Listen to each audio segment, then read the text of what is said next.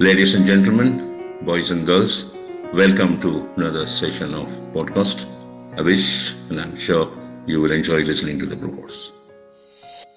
What is glycemic index? The concept of this glycemic index came in 1981 by a professor called David J. Jenkins from Canada. He was a professor there, and he's the one who brought this formula. So, as you know that our 100 trillion cells in the human body survive with the energy currency of ATP, which is the processing of glucose. Glucose is our fuel. So, as we have discussed during our many number of videos, we have done programs on sugar, milk, wheat, rice, so many things. So, the major component of our food should be carbohydrates. The four largest carbohydrates food produced in the world is rice, wheat, milk and sugar. All four are carbohydrates. Three is from the plant kingdom, one is from the animal kingdom. Milk is from the animal kingdom. Okay. Three is produced by the agricultural area, one is produced by the dairy farms. So, these are all sugars. We have done already a program on carbohydrate. What is carbohydrate? Carbon, hydrogen and oxygen found in 1:1 ratio of monosaccharide, disaccharide, oligosaccharide and polysaccharide, all starch material, which are all linear chain of glucose. So now the body is getting periodically these glucose as our energy tool through our breakfast, lunch and dinner, or all odd time eating, whatever. So how do we process inside this, and how the liver is able to handle this? And how the whole glucose metabolism break down simple sugars, convert them to human meal and then transport it to the human cells. How fast that it can do. The rate of glucose metabolism is directly related to the glycemic index. I will further tell you how the glycemic index is measured. Right? So, we take 10 individuals, normal healthy individuals between the age of 18 to 65 or 18 to 70 of different age group. Half of them men and half of them women, okay? And then, suppose you want to test the glycemic index of the sugar, white refined cane sugar. So, we make them come on a particular day in the morning in the empty stomach. We take the glucose reading of 0 in the empty stomach. The 0 is called empty stomach. What is their blood level sugar, blood level glucose? And then we give them, in GTT, glucose tolerance test, they give 50 grams of dextrin or glucose. So instead of that, we give 25 grams of sugar, which is equivalent to 50 grams of glucose, dissolved in 200 ml of water and given to you. So, after 15 minutes, after 30 minutes, after 60 minutes, 45, 60, 90 and 120 for 2 hours. 0 reading is taken, 15, 30, 45, 60, 90 and 120. Your blood samples are taken, your glucose reading has been read and kept for these 10 people. Okay. You understand? Yeah. Now, we'll leave them for 3 days. Make them come again on the 4th day or 5th day or whatever. Give them a low GI sugar, which is being done by somebody. Now we have given normal sugar on the first day, we've taken the reading. We give the low GI sugar. Okay. Inquis lab in Canada is the #1 GI lab in the world. They have tested my sugar.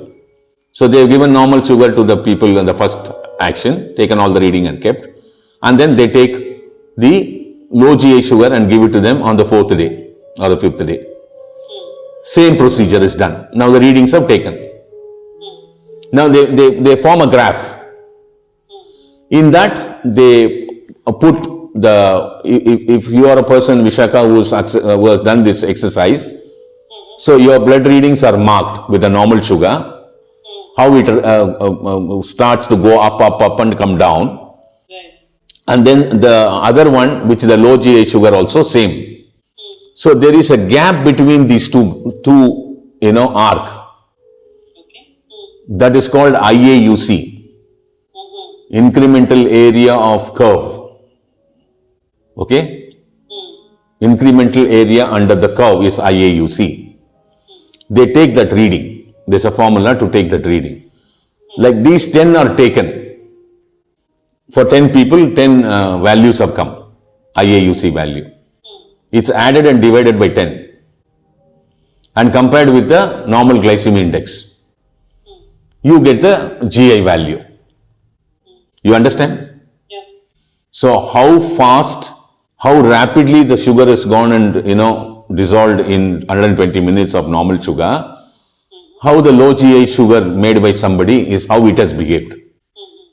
Anything below 55 is a low glycemic index food. There is no burst of glucose in your blood.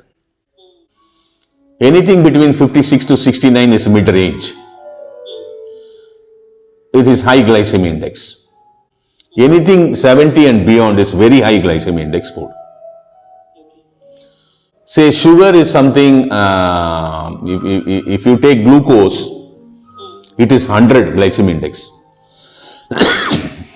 If you take maltose, it's 105. If you take fructose, it is 19.2. 19.2. Yeah, because the body doesn't recognize it at all. Right. Okay? If you take honey, it varies because they are all, melissitose and many part of 3 components together and all that stuff. It's all between 45, 48 to 58, 60. If you take sugar, it's around 68. If you take most of the rice, it's beyond 70. Oh, so the GI for rice is higher than sugar. Yeah, because they are linear chain of glucose. There are hundreds and thousands of glucose in a linear chain connected to each other with 1 to 4 glycosidic bonding. What is polysaccharide? It's a carbohydrate, hundreds and thousands of glucose as it's bonded with each other, nothing else. We have done this program. You have done this program on rice with us. Yes. I wish you remember that program. So your sugar or your, most of your root vegetables, almost all your grains are high glycemic food. Simple. Which is not good for diabetic individuals. Yeah. The GI index is something that not just diabetic individuals. So what I hear you say is that everybody, all of us should choose our foods also depending on the GI index, and the lower the GI index, the better the food is for digestion and absorption by the body. Am I right? Yeah, it is how much that the body accepts it, digests it, transports it faster is what is exactly GI. So since GI is closely related to glucose, and I know you've done a lot of research on sugar and low GI sugar. In fact, as you said, we've done a couple of programs on that. So can you talk a little about your research on low GI sugar? Yeah, what we understood actually in our pathway of research is when we started our research works in 1997 in a big way, we found that rice, wheat, milk and sugar, all 4 had problems. So now we come down to sugar. Sugar, because of the huge amount of processed food industries, you have a huge number of delicacy chocolates made by many countries available in all parts of the world. You have various types of variants in ice creams and fruit juices, bottled juices, aerated waters, bakery products, desserts, sweets, confectionaries, wine. You can just go on and on and on. The hidden sugar in your food is very high nowadays in the last 30-40 years. Right? You have sweet curds and so many things. Now, we eat so much of sugar compared to the born of 20th century to 21st century. We are nearly taking 20 times more sugar in this 100 years what we were taking 20 years ago, 100 years ago. 20 to 25 times more sugar we are consuming. So what is happening here? A sugar is a disaccharide carbohydrate with glucose and fructose with a linkage bonding. Glucose is an aldehyde group well accepted and recognized by the human metabolism. Body can recognize it. Fructose cannot be. They give a lot of trouble. Fructose is a world challenge. They give a lot of trouble. in a sense like they get converted. The liver cells alone can metabolize the fructose cells. But the liver is a small organ compared to the entire body. So the liver cells can consume up to 20 to 30% of your fructose, what is consumed through your food. The balance is left out. So they get converted to LDL cholesterol, they get converted to lactate, they get converted to triglyceride, they get converted to fat, they get converted to uric acid and whatnot. So fructose is a world challenge. We were more interested in fructose initially. So in a 6 carbon, OH group of 6 carbon in a glucose, if you go see the picture of the molecule, the 6 carbon will be in an open chain form. In a fructose, same, the OH group of carbons, 6 carbons, the 5 carbon will be a ring and 1 carbon will be out. It's called the furon ring. So it's called, glucose is called the aldehyde group and fructose is called the ketone group. So we converted glucose with our research work. We have came out with a tool of an endothermic process, and then we converted glucose to glucose pyranose and converted glucose to furon carboxyaldehyde. Aesthetically, the sugar looks the same, the taste is the same, the diamond crystals are the same, but the sugar becomes fructose free and the sugar becomes absolutely human friendly, and the glycemic index was reduced to less than 45. This is possible only by conversion of molecules, which cannot be done without the chemical industry, which is being done with the natural process. No chemicals or solvents involved. Yeah. Any new chemicals into it. I get it. We don't use chemicals or solvents. Yeah. We come out with an aqueous solution, which 40 ml of it is,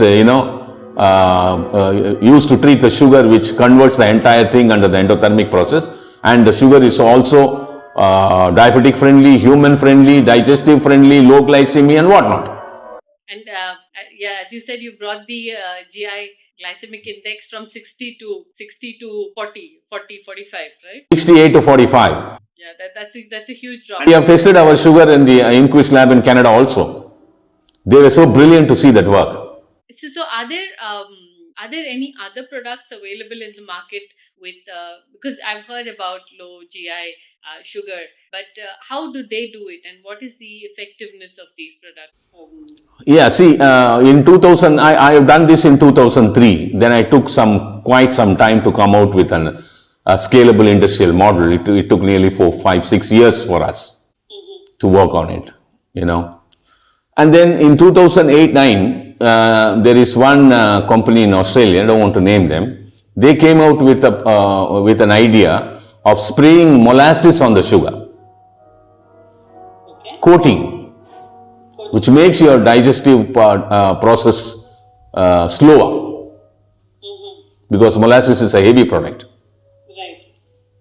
And that shows a low GI. It's a coating.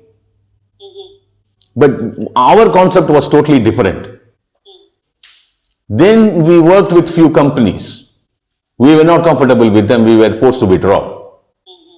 So these people, have come out with their own methodology by working with me, because my technology is still with me. Okay. They came out with different methodology, and then they also followed the same coating of the sugar. But that doesn't help. No. That doesn't help. That doesn't help. Yeah, that cannot eliminate fructose. That cannot convert glucose to glucose pyranose. It is not possible. In case if you powder the sugar, many companies are doing, a number of companies are doing it. It's all originated in India. They were all my disciples. Okay? And when you powder the sugar doesn't work, it goes to 75 glycemic index. When you give something good to the people.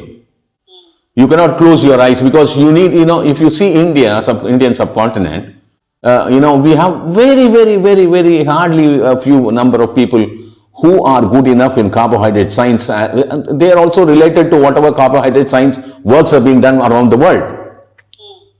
Now, if you take Robert Lustig, who has done 40 years of research on fructose, But they have done research, and fructose was identified in 1846 by a French scientist called Augustin Pierre for the first time in the world as a molecule in the sugar.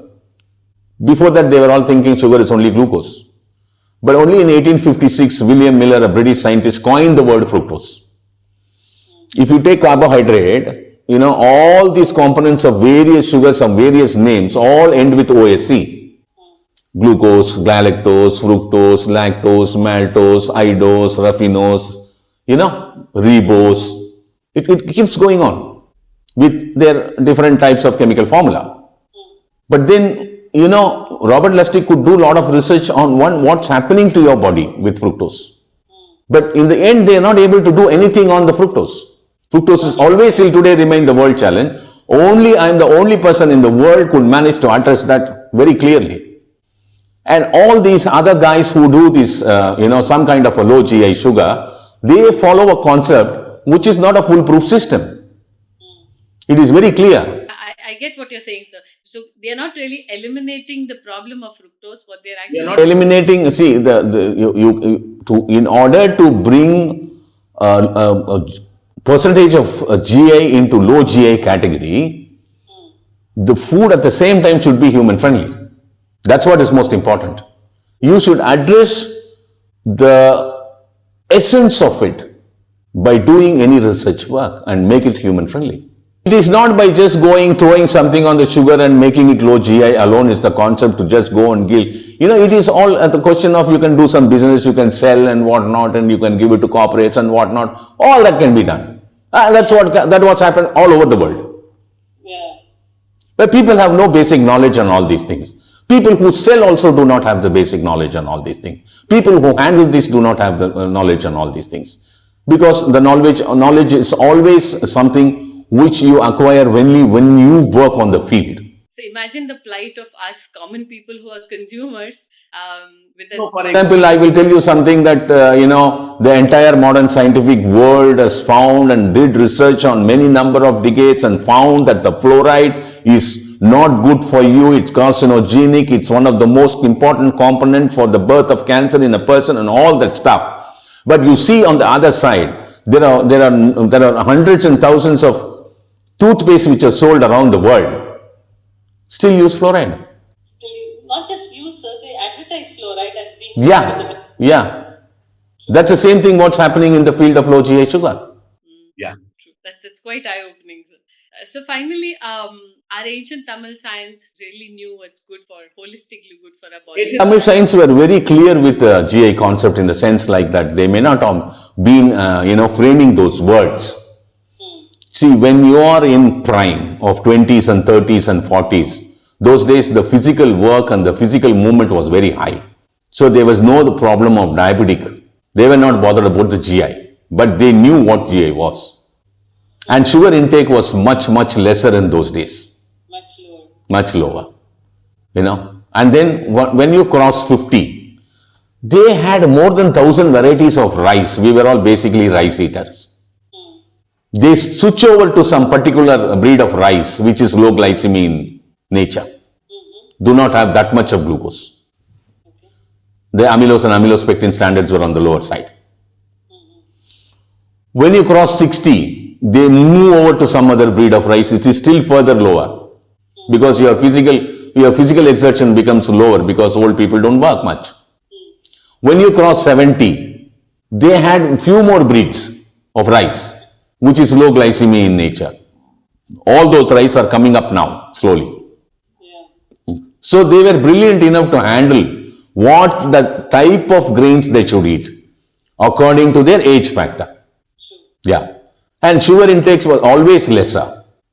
Yeah. So they were not bothered. Right. Yeah. Also, their lifestyle was such that GI wasn't such a big issue as it is today because our intake and sweets become only an affair during festival time. Right. And our festivals are different. Our festivals in the ancient days were, this Pongal, Shankaranti, what you call it now in the North India, for a few days.